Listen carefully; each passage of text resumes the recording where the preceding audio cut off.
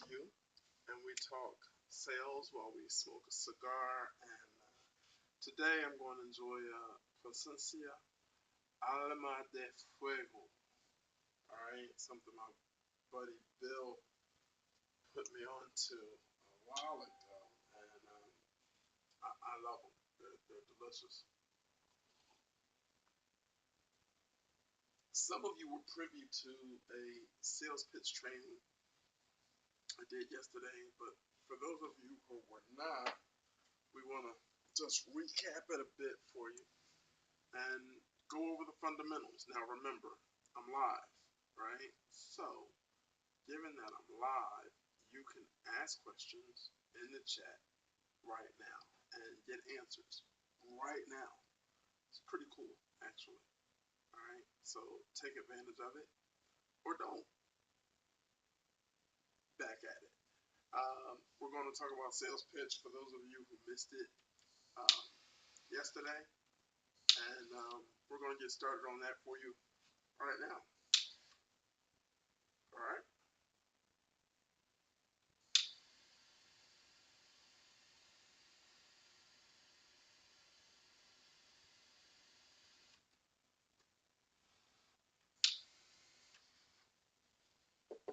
All right. A lot of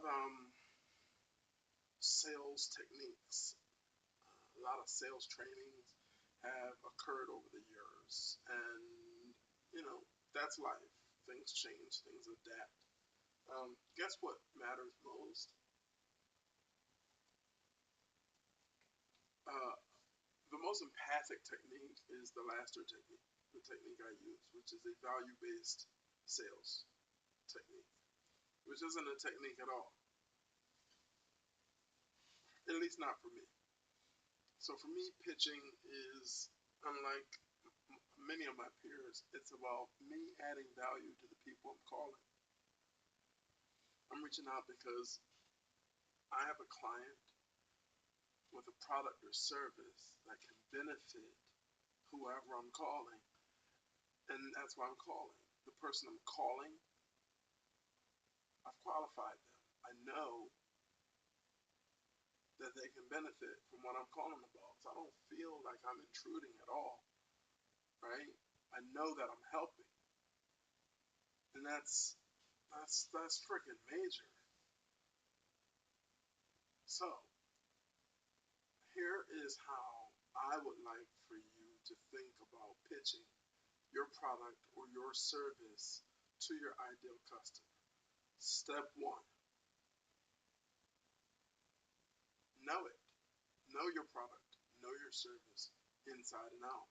I want you to know the good, I want you to know the bad, I want you to know everything about what you say you're offering, right? Because you need to know what's unique about it, how it's better, how it's different, okay? You need to know that like you know your own name. And if you don't know it like you know your own name, then start over. If you're going to have a conversation with someone with a focus on adding value to them, then damn it, you need to know what value you're adding to them, or you're full of it, right? So don't be full of it. Find out what they need, find out who they are and where they are in the process, and add value. That's one. Two. Now that you know your value, right? Your value proposition, what you bring to the table that others don't. Some would refer to it as the unique sales proposition. That was number one. Number two is who is the ideal client? Who most benefits from what you're offering, right? From this product, from this service that you're bringing to the market? Who wins because it exists? Who alleviates some pain they're experiencing, some challenge, some stress? What's alleviated by it?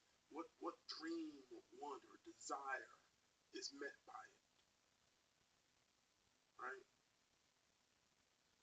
Who's that person? Who's the person having that dream? Who's the person having that pain or that stress? That person is your ideal client. That is who you need all of your marketing, all of your web content, all your blogging, all your education, everything needs to be about speaking to them. You will get them and those on the peripheral of being in that space, but you have to get them because they are who you have designed this product or service to help. Yeah, you clear? One, what's your value proposition? Two, who's your ideal client? Three, how do you position yourself in front of them?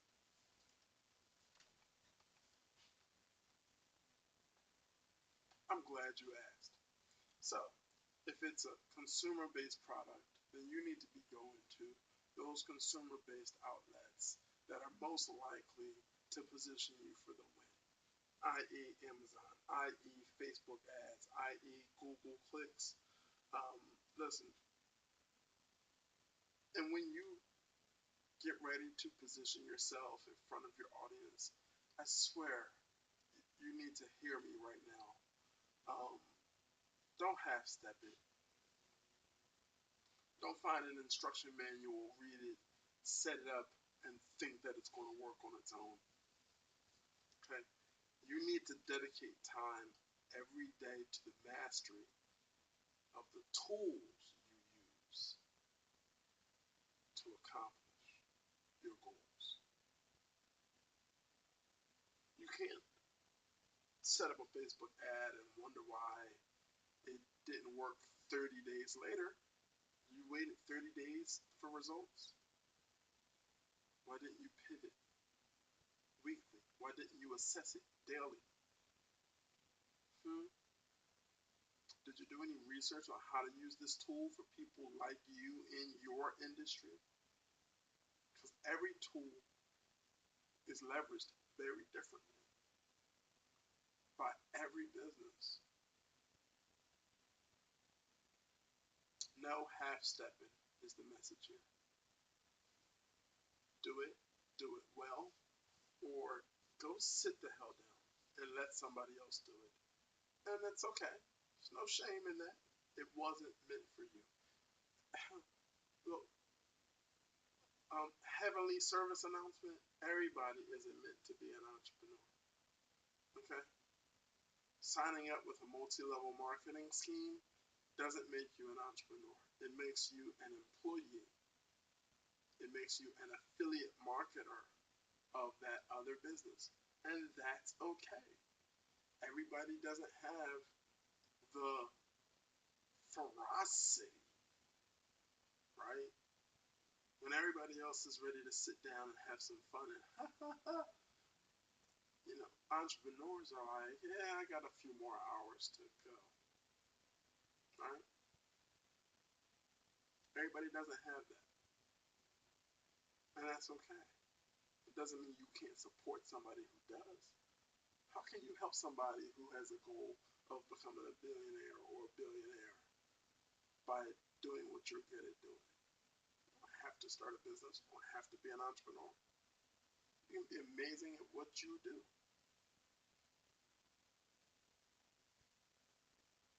Okay. So, one, understand your value proposition extremely well. Two, understand your ideal client extremely well. Three, position yourself, your product, or your service in front of your ideal client. You cannot successfully market to the entire world. And you don't want to because the entire world isn't going to buy from you. Get in front of your ideal customer. Number four, two ears, one mouth.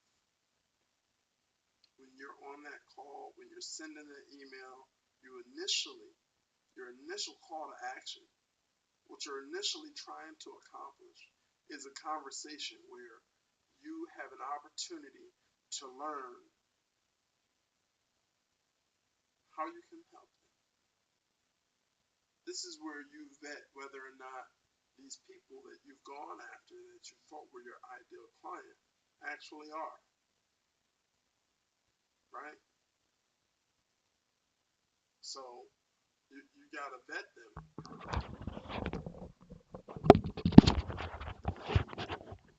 and you got to vet them extremely well. You do that by just having a conversation, listening, right? Are you actually adding value? If you're not actually adding value, they don't need you. You're wasting their time and you're wasting yours. But you're perfecting your focus. You're learning, you're refining how you do and don't go about business.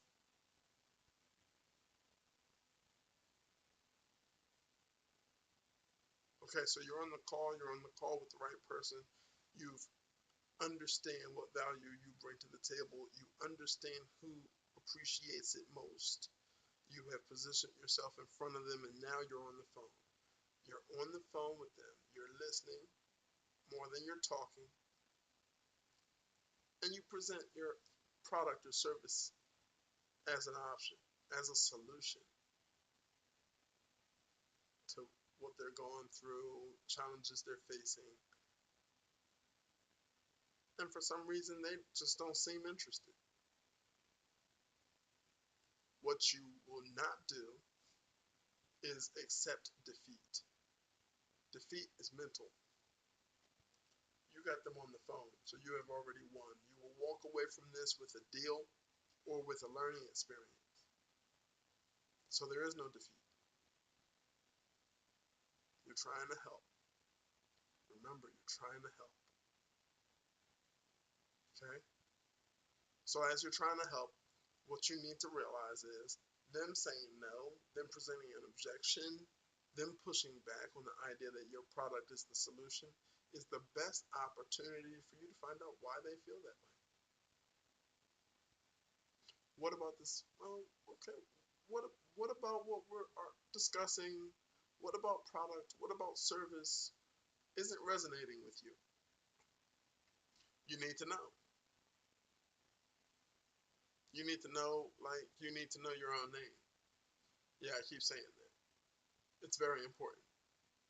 You have to focus on helping them. If you're focused on helping them, you have a lot more to hear than you have to say. You're trying to help, and that's enough. Listen, one, understand the value and the benefit that your product or service represents. Know it backwards and forwards. That's number one. Number two, know who benefits from it most. She's out there, he's out there, ready to buy it, waiting for it to pop up on their radar. They don't even know about it. You built the company, but the people that really need it, they don't know about it. So get clear on who they are. That's number two. Three, get clear on where they are. Do they get their news on LinkedIn, magazines, podcasts, Facebook? Most of the world has a smartphone. Are you using Google Ads? And don't half step when you use these positioning platforms, these marketing platforms. Study, master them so that you can be effective. When you reach out, you are reaching out with a specific call to action. The call to action is I want to have a conversation with you. I want to figure out how I can help you with X. And that X needs to speak to the value proposition of your product or service. We've been over this just a few minutes ago. Okay. Five, listen, listen, listen. When they say no, that means something isn't resonating with them. You need to find out what that is. You do not accept defeat. You will come away from this with a deal or with a learning experience.